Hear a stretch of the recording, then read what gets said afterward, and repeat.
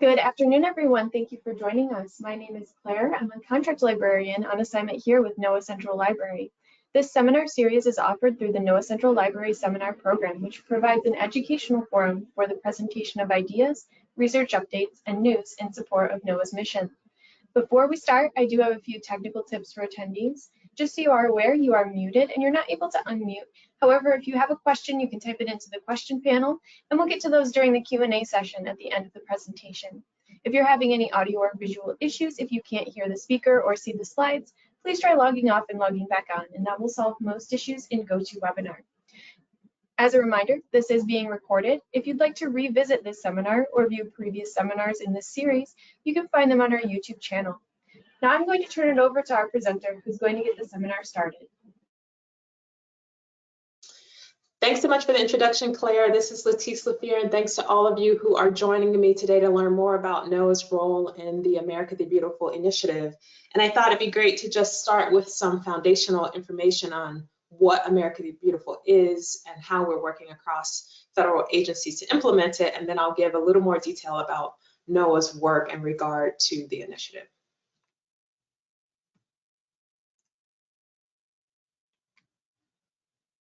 So first, America the Beautiful was an initiative that came out of a very specific directive from the President, Executive Order 14008.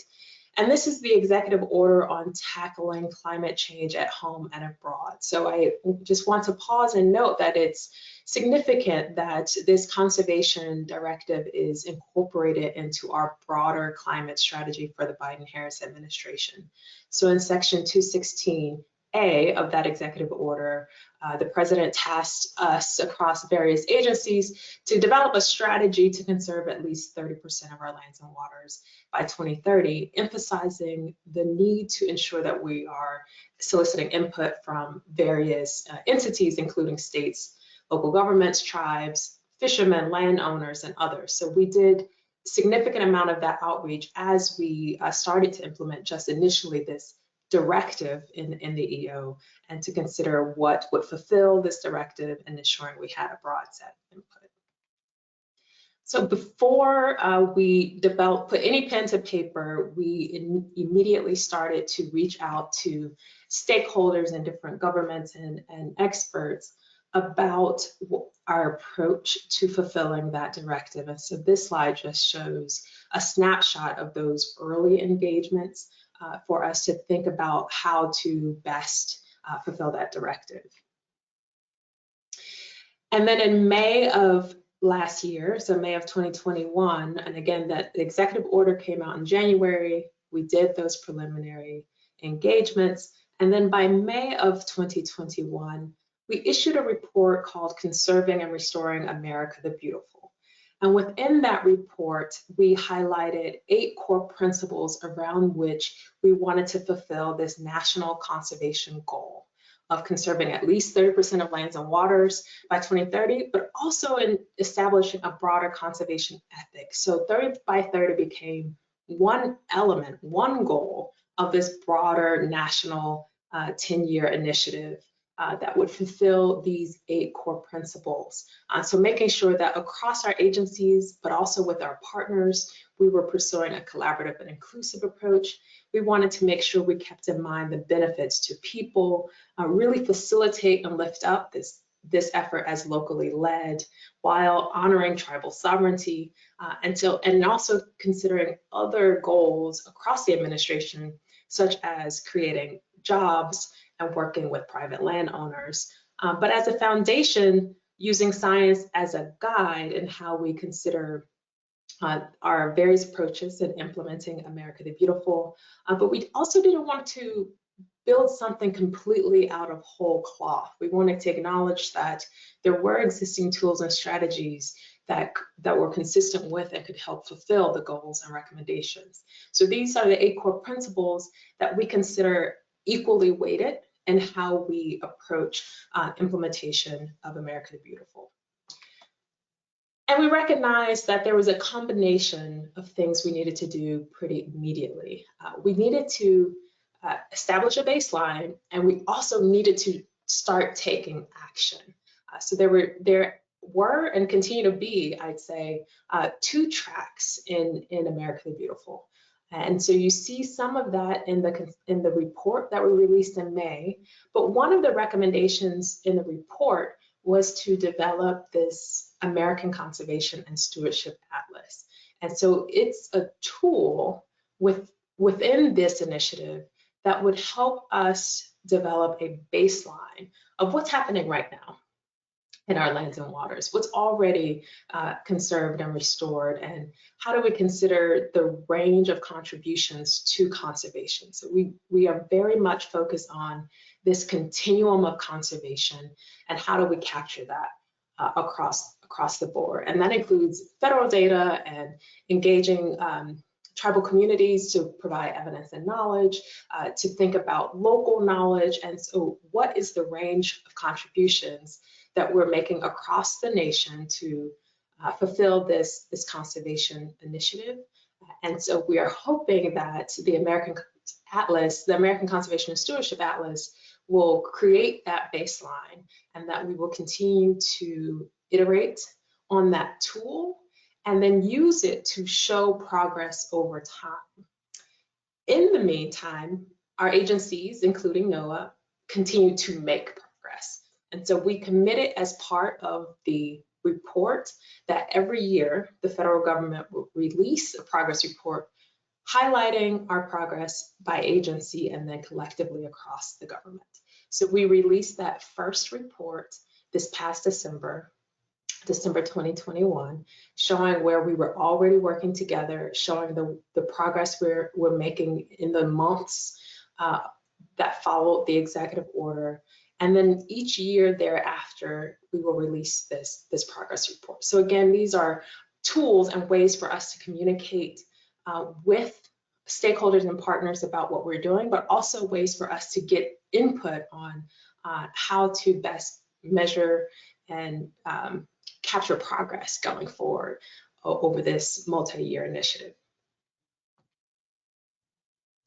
We did know that we had to focus, however, and you'll see some similar themes in the bullets here as are in the core principles, but recognizing that there are different timelines that we're working across for this 10-year goal.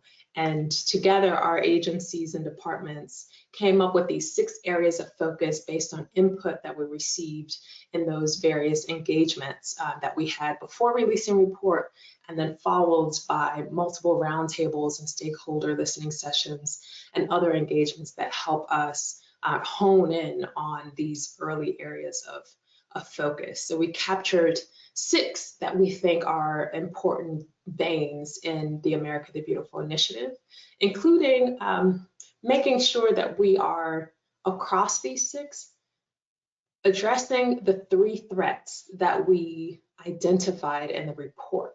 And so in particular, we want this conservation goal to address climate change, to address nature loss, so especially biodiversity and loss of natural areas, and to address inequitable access to nature and the outdoors.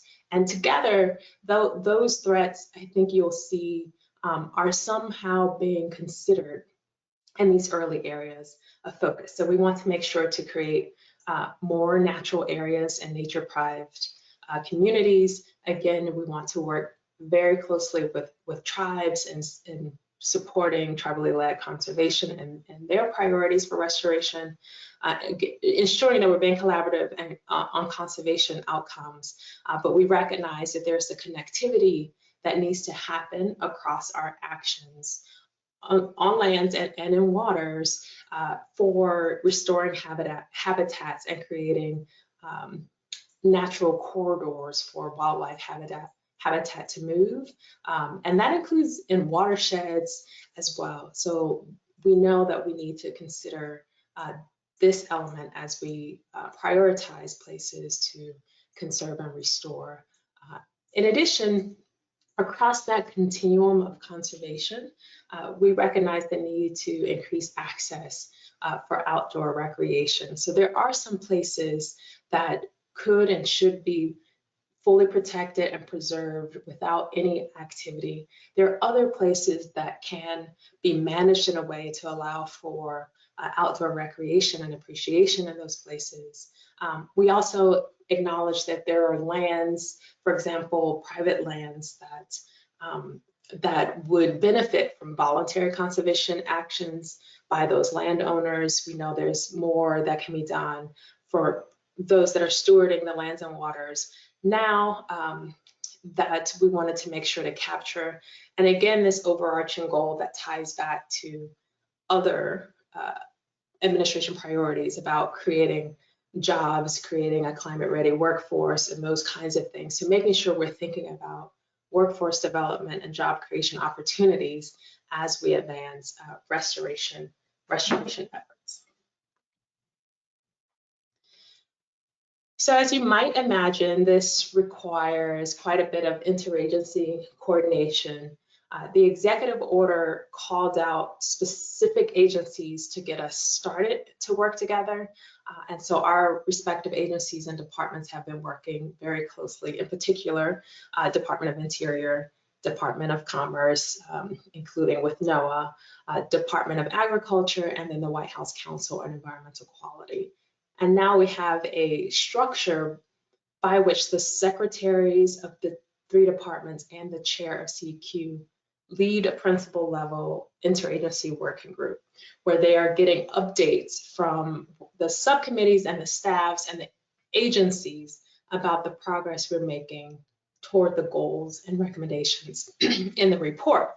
So Secretary Raimondo of Commerce is one of the co-chairs, and then Dr. Spinrad, as the head of NOAA, represents us in these meetings. And then there subcommittee, so that principal level interagency working group, I should say, meets about quarterly to get progress updates and to provide guidance to our agencies on how to pursue next steps, those kinds of things, how to enhance our coordination.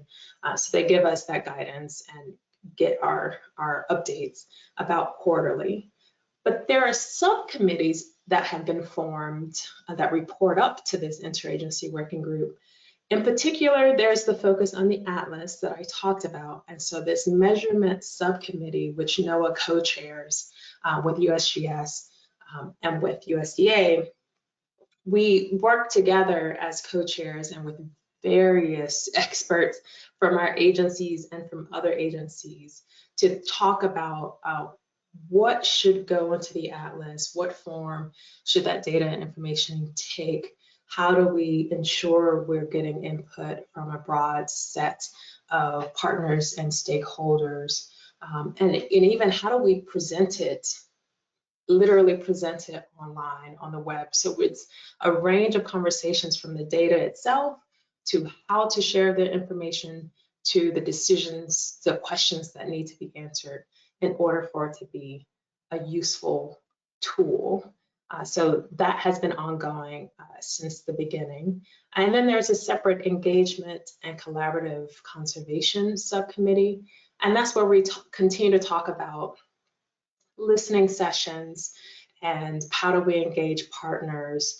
That's the subcommittee that led the tribal consultations for America the Beautiful. It's also the subcommittee where we often have conversations about the specific policy questions that need to be answered to help guide the data that's in the measurement subcommittee, and then in turn get information from the measurement subcommittee and adjust how we're discussing the policy questions. So each of the subcommittees have multiple work streams or subgroups that are working on very specific elements to get us where we need to be. So maybe a specific principle or the marine work stream under measurement committee, for example.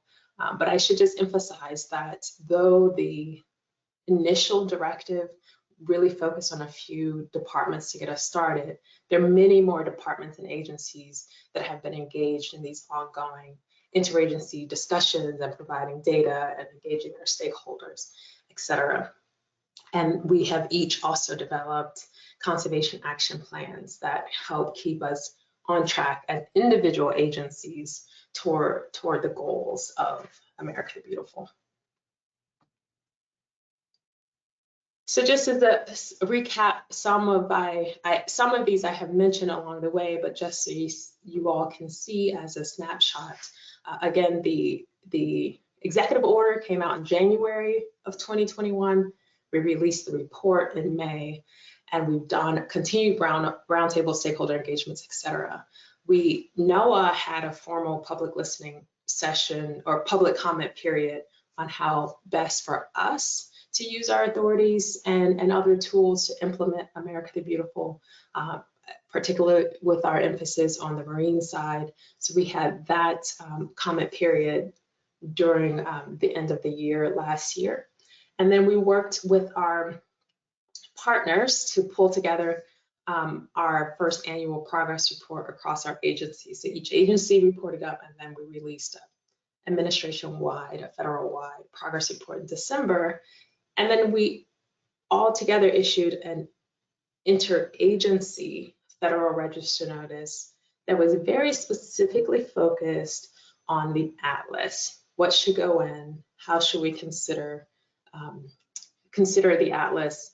How do we consider the continuum of conservation? How do we consider science, evidence, and knowledge, and what we put in there? How do we make sure we're getting broad representation? Those kinds of things. So that public comment period just ended in March, and now we're all working across our agencies to review those comments as we continue to develop the atlas, which we expect to release a beta version of the atlas in December of this year, and we'll do another round of input from stakeholders. So those are some key milestones over the past year or so. So I just want to take a moment to talk a little bit more specifically about NOAA's work in America the Beautiful. This is just a list of examples of our relevant authorities that are consistent with the goals and recommendations that are included in the America the Beautiful report. And I'm sure some of you are familiar with these authorities, and some of you are unfamiliar with some of these authorities. But these are just key snapshots. So the National Marine Sanctuaries Act, for example, to help guide us in managing our National Marine Sanctuary system that has 15 sanctuaries and 2 marine national monuments. Coastal Zone Management Act supports our management, among other things, but our management of our National Estuary Research Reserve system. Of course, Magnuson-Stevens Fisheries Conservation and Management Act, as we work to manage sustainable fisheries, but also the habitats on which they depend, which is a key part of America the Beautiful, and others. So these are just some examples of very specific NOAA authorities, and not all of them, but these are the main ones that are helping to guide our implementation. And similarly, a snapshot of how we've continued to engage. So not only has NOAA been part of all of the interagency efforts, but we've also had our own very targeted NOAA roundtables and webinars like this one to make sure that we're getting as much of a reach as possible across our different partners, et cetera. So this is just a snapshot of the NOAA specific ones that we've done plenty with the interagency, either that we've hosted and invited other agencies to, or other agencies have hosted and we've joined. There were 2 very specific recommendations targeted at NOAA within the report that was released in May. And one of them said that NOAA should expand the National Marine Sanctuary System. There are a few reasons for this. Based on the input that we received from stakeholders in advance of issuing that report, this emphasis on using existing tools that have been effective for conservation management. And so that particular recommendation came to us from stakeholders to work to expand the National Marine Sanctuary System. And so this is just a snapshot. Again, I mentioned 15 sites plus 2 marine national monuments that NOAA manages across the country. So we have made some progress since May on even that specific recommendation. In August, we designated Wisconsin Shipwreck Coast, so that's the newest site from this past year that's in the system. And in November of last year, we launched, so you won't see it on the map yet, the designation process for potentially for a new National Marine Sanctuary off the central coast of California. So that site is between the Monterey Bay and the Channel Islands sanctuaries that you see on the map. So we launched that process in November and making progress in that regard, and we're considering other nominations for national marine sanctuaries along the way. In addition, a very specific recommendation in the report was that NOAA should expand our National Estuary Research Reserve systems for similar reasons, because it's an existing tool that works well. And this one, we work very closely with states in particular for these sites. So NOAA supports funding and helps and works directly with the states on site selection and those kinds of things, but the states are responsible for day-to-day management, and then we continue to partner once the site is designated. And these are especially, I would say, sanctuaries and NERs are both especially useful for providing access to nature, for engaging local communities, for considering climate impacts and building resilience. So really these two systems speak to the three threats that are captured in America the Beautiful report. So I think that's likely why we heard these very clear recommendations from stakeholders in the early listening sessions. So we have, again, made some progress since May on expanding the system and expect to continue to do so. Just in this January, so a couple months ago, we designated our 30th site in the system off of Long Island in Connecticut, so Long Island Sound in Connecticut, and we expect to sort of at some point come together in person again and celebrate the designation of that site in just a couple months here. But that was a huge celebration for us to continue to add to this important system. And then there are others that are being considered for additions. And I just wanted to give a few more examples of some NOAA progress that we've made over the past just under a year that align with the principles and the early action areas of the report, including, and again, just examples, including our National Fish Habitat Partnership. You'll see we worked together to support conservation projects over the past year. We are continuing to partner with local communities to manage the Gulf Corps program. And this one, I'll say in particular, speaks to that overarching principle I mentioned about creating jobs. So training young adults to do this habitat restoration work locally, right in the communities where many of them live. So this is a snapshot of some of that engagement over the past year that NOAA has been doing as aligned with America the Beautiful. And then as Species in the Spotlight, I think this is one in particular where we are considering ways for voluntary conservation. It's not as crystal clear in waters how to implement the voluntary aspect of America the Beautiful because you don't have, quote, private lands in the same way, but NOAA does have opportunities to advance voluntary conservation and stewardship, and Species in the Spotlight led by NOAA Fisheries is one example of that. So we have increased the number of species at risk in this spotlight and additional partners along the way.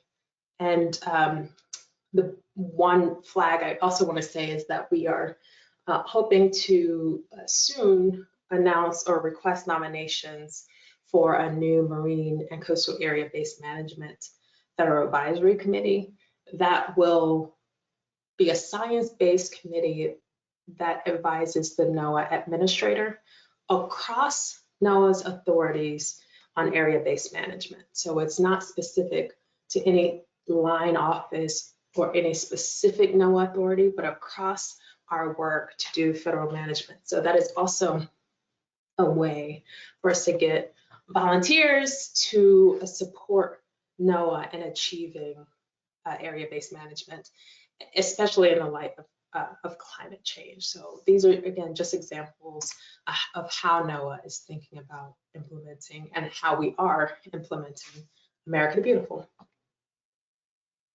One other example that is NOAA specific, but of course working with other partners. Some of you might be familiar with President Biden's actions to restore the conditions of the Northeast Canyons and Seamounts Marine National Monument.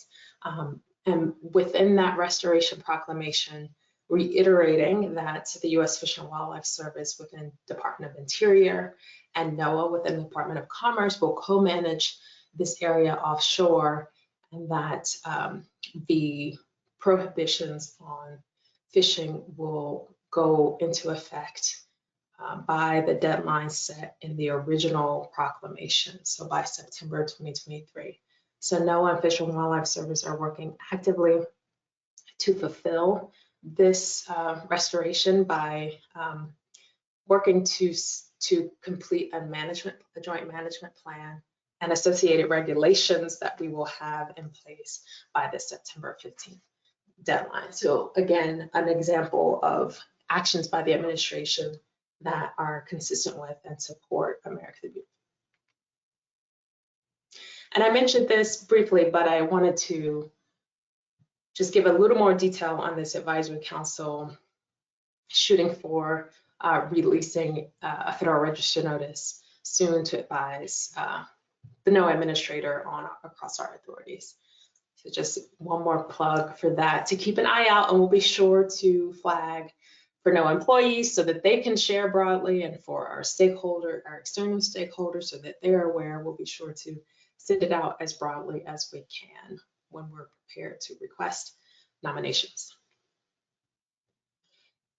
And I wanted to give you all a sense of the kinds of questions that we've been asking the public in our NOAA specific request for input on how we should implement America the Beautiful. And we are now going through hundreds of comments and seeking to develop an action-based analysis, honing in on if we received input that specifically says NOAA should do this, trying to elevate those really action-based input, the action-based input that we receive, so we can start to do those things. So we'll have some qualitative and quantitative analysis, and we're working to do that. So here are just a few of the questions that we ask, and a few more on how NOAA should be thinking about America the Beautiful and the best way for us to implement it over time. And so again, just a reminder, we're still in our first year, at least since the report came out, of trying to implement America Beautiful. And the reason we wanted to make sure to give this seminar, especially to NOAA employees, is because there's so many things I recognize from the seat where I am in the Undersecretary's office. There's so many new things happening within this new administration. America the Beautiful is just one priority, but it ties to the pillars of this administration. It ties to the pillar of addressing climate change, on advancing equity, and together, advancing America the Beautiful helps fulfill those other pillars. So we wanted to make sure as many of you as possible had a sense of this initiative. What is it about? What is America the Beautiful? I've heard about it. Of course, some of you have heard the shorthand 30 by 30. But most importantly, not just that you are aware, but that you have enough information to ask yourself, how can I support America the Beautiful from my region? How can I support America the Beautiful from my office or in my role? And some of the answers are a combination of professional responses, NOAA, who you are as a NOAA employee or a contractor or NOAA partner.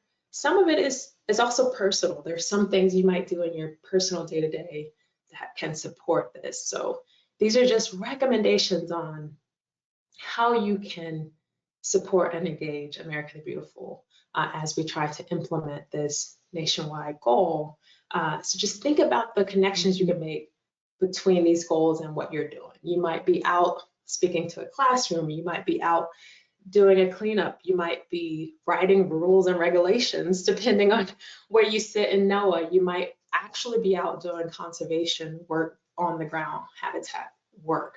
So just keeping in mind the 8 principles and the early action areas that I presented earlier, but start thinking about those connections of, how do you integrate that into your work? How do you share NOAA's progress? And so at the end of the presentation, I'll put up a link so you can see NOAA's America the Beautiful website, where we have a great video and a summary of the principles and goals and a progress report ongoing about how NOAA's making progress on this. So keeping those in mind and sharing that news with your networks, sharing with us what you're doing so we can capture it. So these are just ideas and not exclusive, right? You might have other ways you want to support America the Beautiful. So these are a few ideas. Here are a few more. Thinking about messaging, for example, in your rollout plans. Again, in my position as senior advisor, I review and I clear rollout plans, I think every day from some office or some program. But as you're writing it, if you consider the principles again and you think there's a way to include a bullet or a message about America the Beautiful that's relevant, that can be an opportunity to do so. Share with your comms leads. They might have other ideas. Again, when you're out volunteering, you might be able to take your own personal passions and think about how America the Beautiful applies. But the point is this, that we are not going to fulfill the goals of America the Beautiful alone. And when I say alone, I mean this administration won't do it alone at the federal level. We definitely need partners across other levels. We need to partner with each other, our various agencies. We at NOAA Leadership, NOAA Headquarters can't do it alone. We need the support and input from our regions and from our local staff. And we definitely need to work very, very closely with the communities that this will impact most, where they can see conservation sort of in action, and where they can support it and they can co-develop it and they can help advance it. So there's so many layers of America the Beautiful that we need to hit in order to fulfill the different recommendations in the initiative. So hope you are willing to do that. And please do, I'll say again, go explore our America the Beautiful website. I give lots of kudos to our various communications experts and to our PCOers, program coordination officers behind the scenes from each of your line offices who have been so necessary in order for us to, as an agency, stay on track of this particular goal, to launch this website, to make sure it's regularly updated. So please explore. We'll also, if we haven't yet, make sure this presentation is there. I think it actually is there already. And I think Claire is also going to share the PowerPoint with everyone attending here. But there are lots of opportunities to participate in America the Beautiful. There is information already available on our website for you to learn more. And I am happy to open it up for questions, Claire.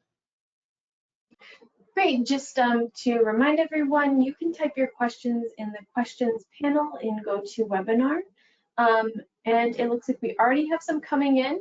Go ahead and type those in. We'll get to as many as we can today. So let me just take a look here at the questions. And while I'm reading these, Just so you are aware, these slides will be available as a handout in the GoToWebinar panel. Those are uploading now. Just a moment here.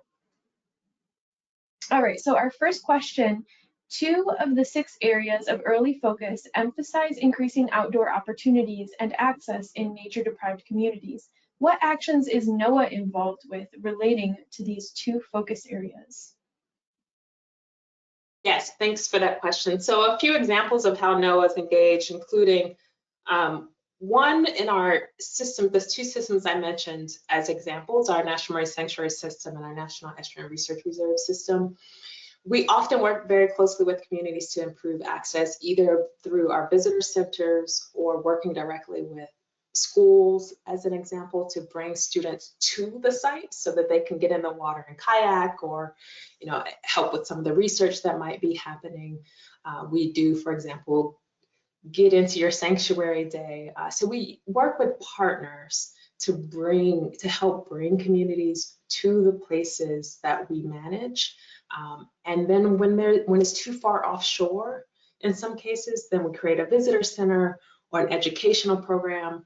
We sometimes partners with aquariums as well to help implement some of those actions. And then in our interagency work, NOAA has been a strong advocate for reminding our colleagues that access has many barriers. It includes transportation. It includes getting to a place and there's no fence. It includes getting to a place and maybe there's parking or there's access to a restroom. And so for our coastal areas, NOAA works very closely with our partners, trying to make sure that access is also available to communities as well. So those are just some examples of how NOAA's been trying to implement the access piece for nature. Thank you. So I'm still waiting on some questions to come through here. If we have any more, I will give people just a minute to type those in into the questions panel.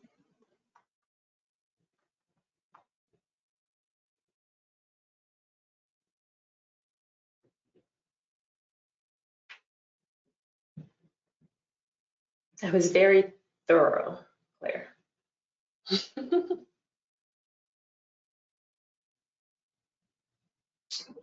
Okay, we have another one here. Many of the areas focus suggested would require additional support to implement. How does NOAA and the America the Beautiful team plan on supporting these initiatives above and beyond current operations? A few ways. The most obvious way, I think, when people say support is through funding. And so our initial, as we were working on this, our FY22 budget doesn't explicitly call out America the Beautiful, but we have worked with our interagency colleagues and with OMB to consider how we are tracking any implementation of funding in FY22 for America the Beautiful. In FY23 and beyond, we expect to be more explicit about the need for funding to support implementation of America the Beautiful. So we're continuing to think about the funding piece to make sure we have what we need to implement. And that includes, in some cases, it doesn't explicitly say America the Beautiful, but it might mean an increase to the National Marine Sanctuary System or the National Estuary Research Reserve System, given that there are specific recommendations for those 2 expansions. So that's one way, funding. The other way is capacity and coordination within NOAA.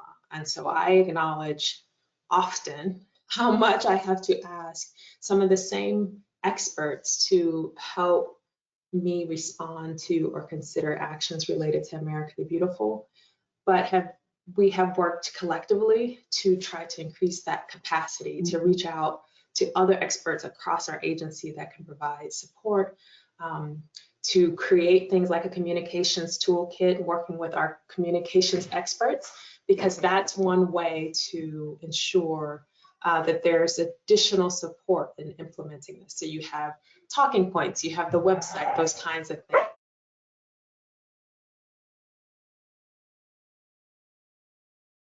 So they're just so those are just some examples of how we're thinking of capacity, funding, coordination to help NOAA best implement America the Beautiful.